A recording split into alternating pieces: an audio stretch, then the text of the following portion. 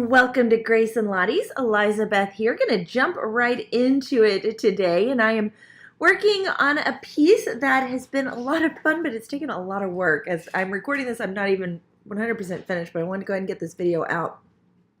So you can look and see what I have started with is I did a circle that is 3 inches in diameter, and now I am creating circles off of that to create a lot of hexagons. So you just set your compass where they intersect and you just keep going, and it's just over and over and over. It's very repetitive, but I just worked and filled the whole picture as much as I could, the whole page. And this is a 9 by 12 sheet of drawing paper is what I started off on, and I ended up actually scrapping the sheet partway through because I messed up so much, and then moving to a watercolor sheet, just doing the same thing on it. So not that you miss anything, but just filling all of these circles. And again, they're 3 inches in diameter, so it's about an inch and a half in the radius. Just going around, around, and around, and around to get all of these beautiful overlaps.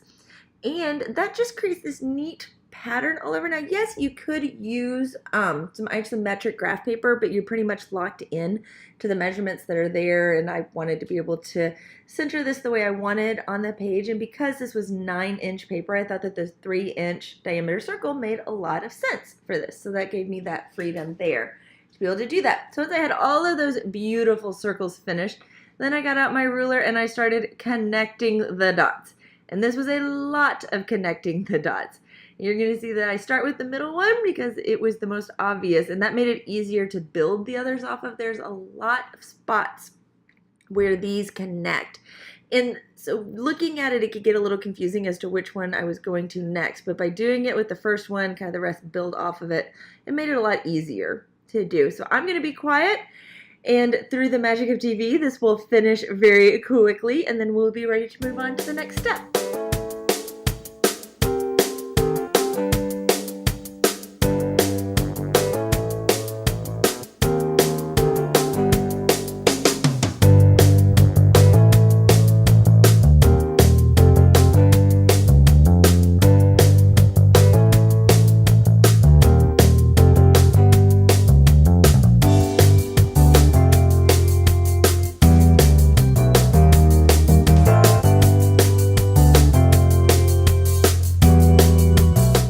Note right here is you'll see that I'm using lines that are elsewhere in the design to help get my angle for the ones that do go off of the paper, because I want this to be continuous completely to the edge. You don't have to take yours totally to the edge, but I wanted mine to.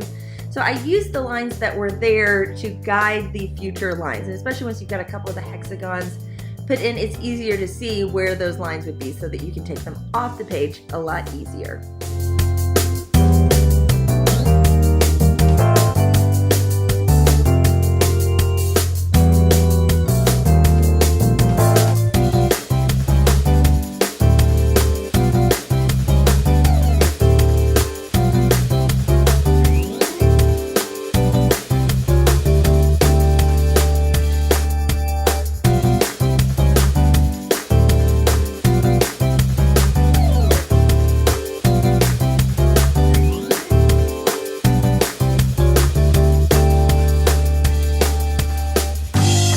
Last line is in, it is time to erase all of the previous pencil marks. This was a lot of erasing, so I had a huge mess of just the little eraser shavings I had to clean when I was finished before I got into the next step.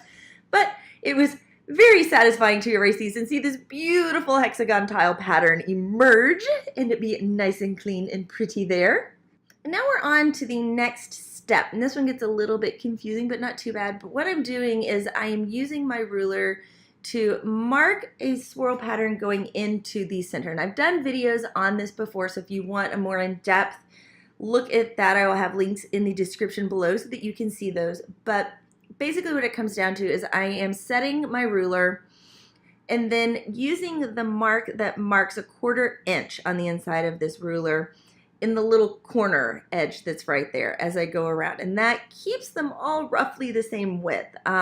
Get a neat little swirl pattern going in. Now, because these are decreasing as each one goes around, that's why the middle shape is not a perfect hexagon when you reach the middle.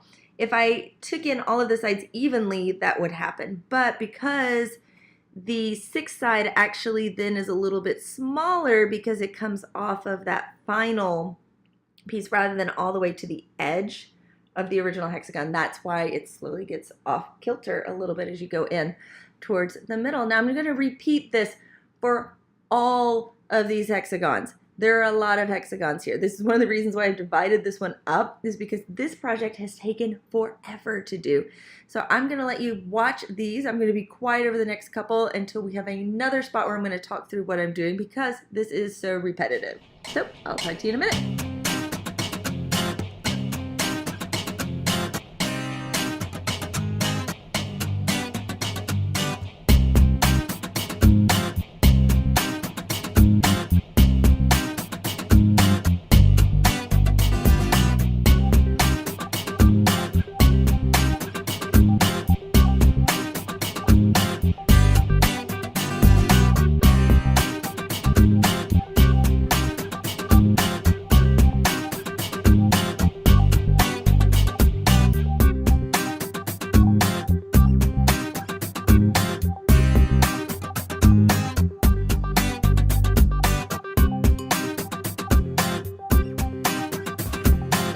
Through the magic of TV with all of them done. So you can see that they look really nice. Now I have left the edges because I was going to show you guys how the edges worked. And what I did was I created another one on a separate sheet of paper, same size, and this gave me one that I could use. You saw I kind of stuck it up there, and I first used sticky tack. That was a mistake because it accidentally did some marks on my page, so learn the hard way, do not use sticky tack. And I also missed one of the little pieces coming around here, but not to worry because I can fix this later. I always go back in and clean these up. And I actually will use my copier to run these onto another sheet that I'm gonna color. It makes it just a little easier for me. So this is me figuring out, oops, I messed up. So I fixed that. Come in, count, figure. So I do mess up when I'm doing these in there. But that line's not a big deal. I've already got it covered up where I'm at right now, and it really turns out nicely even with those little bit of mistakes. It's not a huge deal. You can fix them, and I will show you guys later how I fix those.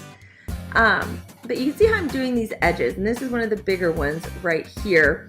Is that I just use those, and I move on. I realize, oh, it left marks. And so here I get out, this is masking tape that I use it's special for art for doing watercolor, so I thought it wouldn't mark my page, and it worked really, really well. Typically what I do is I stick it to my, if I'm wearing a pair of pants, I'll stick it to those first so that it gets a little bit of lint on it so that it doesn't mar the page so much. And that's just one of my little secrets, especially if I'm not gonna need it to be keeping the paint out of an area, because I'm not painting here. I'm just using it to hold my page steady. So that worked really well. I was happy with that. And after doing the first one, doing the second one was that much easier as well as I went in. So it was nice. It's like after you do one, it's like, oh, the next one's that a little bit easier, a little bit easier, a little bit easier. So they go faster.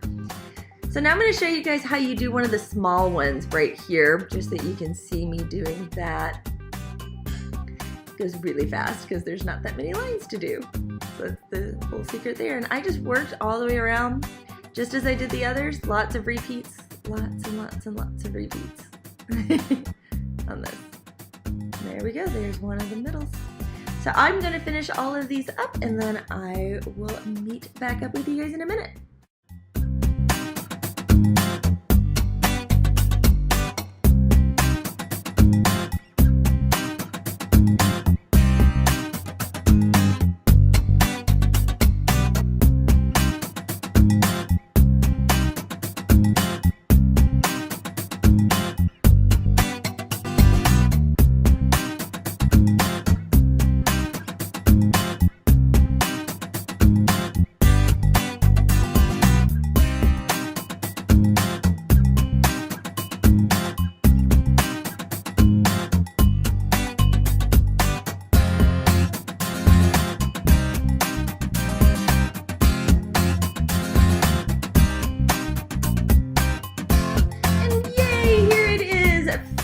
For today with all of these beautiful swirls. Now you've seen in other one of my videos, if you check those out, that I have different ways of finishing these off. You could do with the squared off edges, it kind of creates a neat little folded effect, or you can do the rounded little bump on the edge. I end up doing a bump on these just because I wanted that effect on these with kind of a swirly, keep thinking the swirly twirly gumdrop trail, but I know that that's not exactly a forest, but I've enjoyed doing this one so far, and I thought this was a great place to stop and let you guys take a break because it took quite a bit of time to get to this point.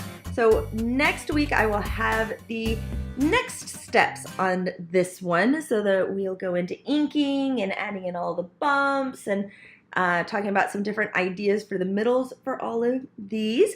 So I hope that you have liked this video. If you have, please be sure to like, share, and subscribe, and hit the bell notification so that you can know when new videos are going up. That is a great tip for any channel that you like, as well as you can follow me on Twitter and Instagram. If you were following me on Instagram, you would know that I've been working on this one for a while because you've been seeing the uploads that I've done on this, including I did a little video earlier today where I was showing just how slow the inking process can be once you get to that point on these, because it just takes forever.